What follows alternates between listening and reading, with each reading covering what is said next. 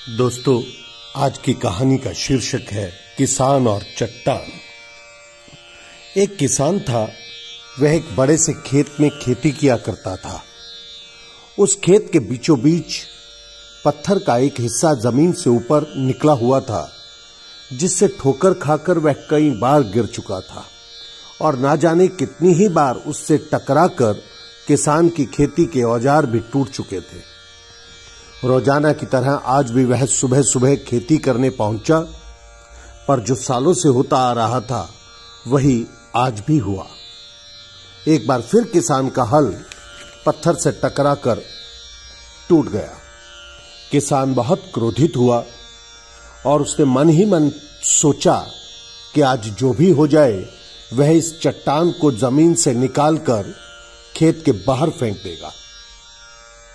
वह तुरंत भागा और गांव से 4-5 मित्रों को बुला लाया और सभी को लेकर वह उस पत्थर के पास पहुंचा और कहा कि दोस्तों, आज ये देखो, जमीन से निकले हुए चट्टान के हिस्से को जड़ से निकालना है, क्योंकि इसने कई बार मेरा बहुत नुकसान किया है।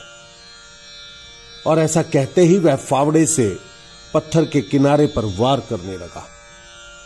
पर यह क्या, अभी उसने 1-2 बार ही वार किए थे कि पूरा का पूरा पत्थर जमीन से बाहर निकल आया।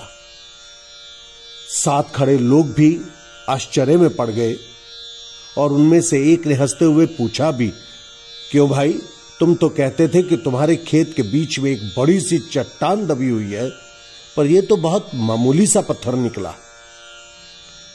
किसान भी आश्चर्य में पड़ गया कि सालों से जिसे वह एक भारी भरकम चट्टान समझ रहा था, दरअसल वह तो एक छोटा सा पत्थर ही था।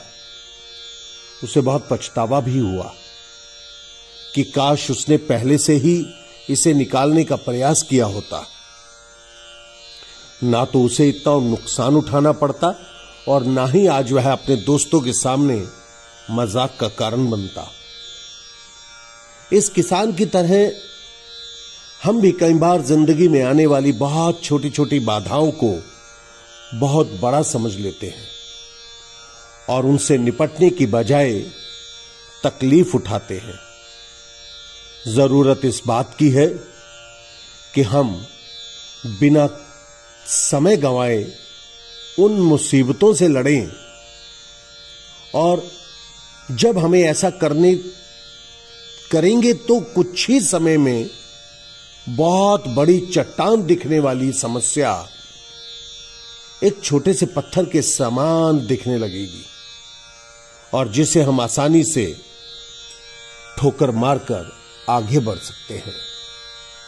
यही इस कहानी के माध्यम से छात्रों को दी जाने वाली शिक्षा है। धन्यवाद।